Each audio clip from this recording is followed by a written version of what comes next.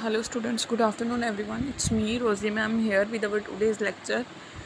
So students, in our previous lecture we discussed about Olympic flag and Olympic motto. So in our today's lecture I'm going to your next topic, that is Olympic village के बारे में हम discuss करेंगे firstly.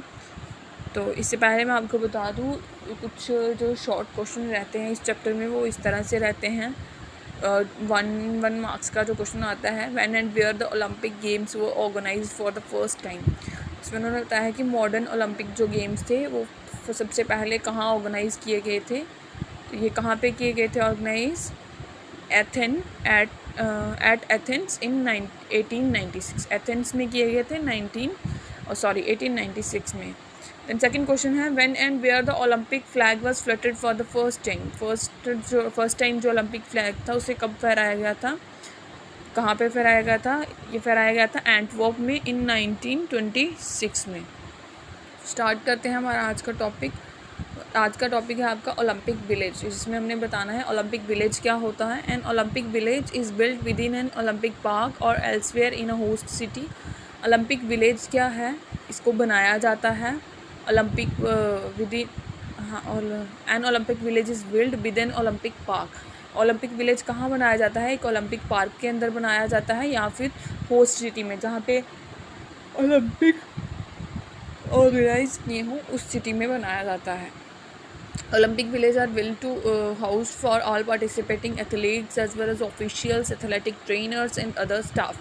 Olympic village जो है वो किसके लिए बनाया जाता है? जो भी पार्टिसिपेंट आते हैं, जो भी एथलीट्स आते हैं, ऑफिशियल्स आते हैं, एथलेटिक ट्रेनिंग या फिर जो अदर स्टाफ जो आता है उनके लिए बनाया जाता है ओलंपिक विलेज। जो आइडिया है ओलंपिक विलेज का वो किसने दिया था? Idea of Olympic village come from Pierre de Coubertin ने दिया था ओलंपिक विलेज का idea. Up until the 1924 Summer Olympic Games, National Olympic Committee rented location around the host city to house participants, which was expensive. ये idea दिया था pier de Coubertin ने। कब दिया था? 1924 में, जब क्या हुआ था? ओलंपिक गेम्स हुए थे। कौन से ओलंपिक गेम्स हुए थे? समर ओलंपिक गेम्स हुए थे। तो नेशनल ओलंपिक जो कमेटी थी उन्होंने रेंट पे कोई लोकेशन ली थी। कहाँ पे? होस्ट सिटी में, जिस सिटी में ओलंपिक ऑर्गेनाइज किए गए थे, तो वहाँ पे ओलंपिक विलेज बनाया था, जहाँ पे क्या होता है, छोटे छोटे घर बनाए जाते हैं, हाउस बनाए जाते हैं। किन के लिए? पार्टिसिपेंट्स के लिए, जो भी ओलंपिक्स में पार्टिसिपेट करने आए होते हैं, और जो कि क्या होते थे, बहुत ही एक्सपेंसिव होते थे। फॉर द 1924 समर ओलंपिक्स, 1924 में जो समर ओलंपिक्स हुए थे, the organizers built cabin near the Stade Olympique de Colombes to allow the athletics to easily access the game venue. तो क्या हुआ था 1924 में जब समर ओलंपिक्स हुए थे, तो ऑर्गेनाइजर्स ने क्या किया था? केबिन्स बनाए थे। कहाँ पे बनाए थे? Olympique de Colombes to allow the, जहाँ पे किनके लिए बनाए थे ये? कि क्या कर सकें, जो एथलेटिक्स हैं वो ईजिली असेस कर सकें गेम के वेन्यूज़ को। The Olympic village of 1932 summer Olympics. Then उसके बाद 1932 में जब समर ओलंपिक्स हुए थे, तो उनका वहाँ पे जो ओलंपिक विलेज बनाया था वो, उसमें वो एज अ मॉडल सर्व किया गया था आज के टाइम के लिए। It consisted of a group of buildings with rooms to lodge athletes and building with other commodities. Olympic village में बेसिकली होता क्या है, एक ओलंपिक पार्क या फिर एक ओलंपिक पार्क बनाई जाती है, उसके अंदर ओलंपिक विलेज बनाया जाता है, जहाँ पे बहुत सारे पार्टिसिपेंट्स जो होते हैं वो जो डिफरेंट कंट्रीज़ से आते हैं वो वहाँ पे स्टे करते हैं। उनको रूम दिए जाते हैं, अलग वहाँ बहुत सारी बिल्डिंग्स होती हैं, उनको अलग अलग रूम प्रोवाइड किए जाते हैं जहाँ पे वो स्टे करते हैं। And building with other communities, और वहाँ पे और भी बिल्डिंग्स होती हैं जो अदर कम्युनिटीज़ के लिए भी बनाई जाती हैं। नेक्स्ट है ऑब्जेक्टिव क्या है ओलंपिक गेम्स के। इसका फर्स्ट पॉइंट है to invite the attention of the world community to understand the value of the programme of physical training and competitive sports in developing health, building character and appropriate personality traits. ये इसलिए किया जाता है कि जो world की community है, जो हमारे देश की कम्युनिटी है, उनको इनवाइट किया जाता है कि उनकी अटेंशन है वो अच्छी हो, वो अंडरस्टैंड कर सकें कि किस तरह से फ़िज़िकल एजुकेशन के प्रोग्राम हैं उनको किस तरह से अंडरस्टैंड करना है, या कॉम्पिटिटिव स्पोर्ट्स में किस तरह से पार्टिसिपेट करना है। इसी के साथ उनके अंदर जो हेल्थ जो है उनकी वो डेवलप हो जाए, साथ ही उनका जो करेक्टर है और अप्रोप्रिएट जो पर्सनैलिटी ट्रेट है वो क्या हो सके, डेवलप हो सकें। देन सेकेंड ऑब्जेक्टिव है to generate a sense of loyalty, brotherhood and team spirit among the participants. और ये इसलिए भी किया जाता है कि जो सेंस ऑफ लॉयल्टी है, यानी कि किस तरह से एक गेम को अच्छे से लॉयल होके प्ले करना है, ब्रदरहुड की जो है फीलिंग्स और टीम स्पिरिट जो है वो पार्टिसिपेंट में आ सके। नेक्स्ट पॉइंट है to inculcate amongst sports person the idea that sports is a pastime and not an activity for acquiring material gain। और इसका एक ऑब्जेक्टिव ये है कि ये इनकलकेट कर सके जो स्पोर्ट्स पर्सन है उनके आइडियाज़ को कि स्पोर्ट्स क्या है, एक पास टाइम एक्टिविटी नहीं होके ये इससे हमें क्या करना होता है, आज के टाइम पे इसको अच्छे से प्ले करना चाहिए ताकि हम ज़्यादा से ज़्यादा मटेरियल जो है वो गेन कर सकें और एक्वायर कर सकें। To develop a spirit of international understanding and goodwill leading to the global peace and harmony। यानी क्या कर सके, कोई भी जो इंडिविजुअल है उसके अंदर इंटरनेशनल स्पिरिट जो है वो डेवलप हो सके, यानी कि वो अपनी गुडविल को पहचान सके, खुद को प्रिटेंड डिस्प्ले कर सके, और जिससे क्या होगा, ग्लोबल पीस और हारमोनी मेंटेन होगी। To remove the barriers of caste, creed, religion and colour to promote अमेचुरिज्म।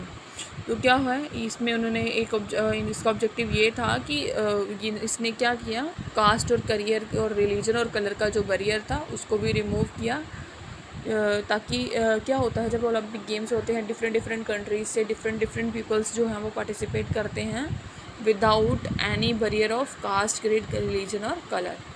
So your next topic is International Olympic Committee. ने इंटरनेशनल ओलंपिक कमेटी IOC क्या है? The supreme body which controls, coordinates and monitor the modern Olympic games is the International Olympic Committee formed in 1984 with its permanent headquarter at Lausanne in Switzerland. ये क्या है, IOC क्या है, एक supreme body है जो कंट्रोल, कोऑर्डिनेट और monitor करती है किसको, मॉडर्न ओलंपिक गेम्स को। ठीक है, ये क्या है, एक इंटरनेशनल ओलंपिक कमेटी है जो कब बनाई गई थी, 1984 में, और इसके परमानेंट हेडक्वार्टर जो हैं वो लाजेन में है, जो कि कहाँ पे है, स्विट्ज़रलैंड में है। The IOC consist of 1 representative from each member country and 2 representative from those country who have either hosted the game at least once or have made special contribution to the Olympic movement। IOC में क्या होता है, ये किससे बनी होती है, इसमें एक रिप्रेजेंटेटिव होता है हर कंट्री का, और 2 जो रिप्रेजेंटेटिव होते हैं वो उस कंट्रीज से होते हैं जहाँ पे वो ओलंपिक गेम्स होस्ट किए जा रहे हों, या फिर कोई जो कंट्री है जिसने बहुत स्पेशल कंट्रीब्यूशन दिया हो ओलंपिक मूवमेंट पे।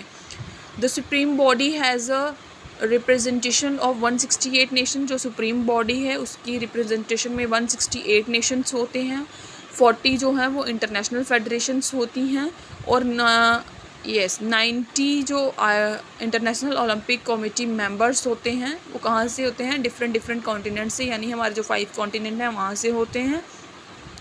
The executive board of IOC comprises 1 president, 4 vice presidents, 1 secretary general, and 5 executive member elected out of the member।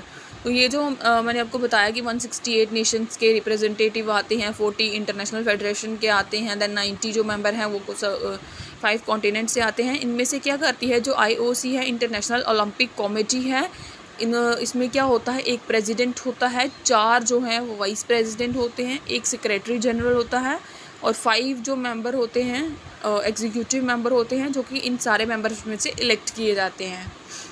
The executive board has full control over the Olympic movement. जो executive board होता है उसका full जो वो control होता है वो Olympic movement पे होता है कि क्या हो सके, to ensure the conduct of the game for every 4 years. तो जो कंडक्ट है गेम का जो हर 4 साल के बाद जो है वो कौन देखता है, एग्जीक्यूटिव बोर्ड देखता है।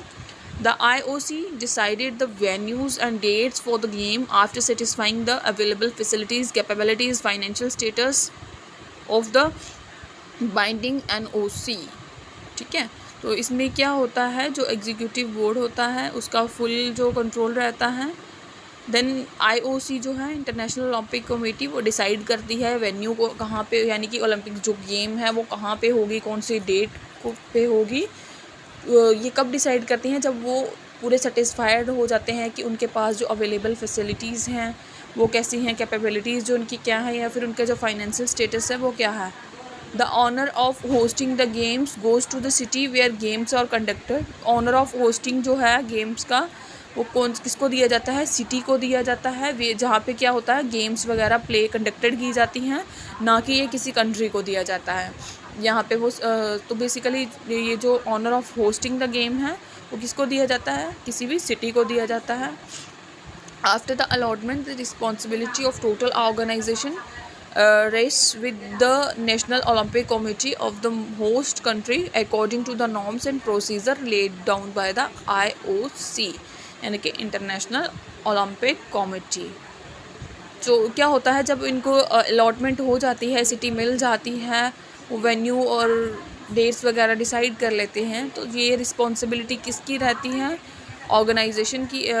The responsibility of total organisation rest, जो टोटल ऑर्गेनाइजेशन है वो रेस्ट पे रहती है, लेकिन जो नेशनल ओलंपिक कमेटी है वो क्या करती है, उस कंट्री को होस्ट करती है उनके अपने हिसाब से, यानी कि जो भी उनका प्रोसीजर होता है, जो भी उनके नॉर्म्स हैं उनके अकॉर्डिंग। तो ये सब कौन करता है, इंटरनेशनल ओलंपिक कमेटी करती है।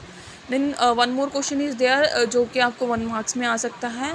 How many countries participate in the first Olympic games. First Olympic जो गेम्स हुई थी उसमें कितनी कंट्रीज़ ने पार्टिसिपेट किया था, तो इसका आंसर है the 13 countries participate in the first Olympic. पहले जो ओलंपिक गेम्स हुए थे उसमें 13 कंट्री ने पार्टिसिपेट किया था। सो स्टूडेंट्स, ये था आपका आज का लेक्चर, जिसमें हमने डिस्कस किए 3 topic, that is your Olympic village और objective of Olympic games and IOC International Olympic Committee के बारे में।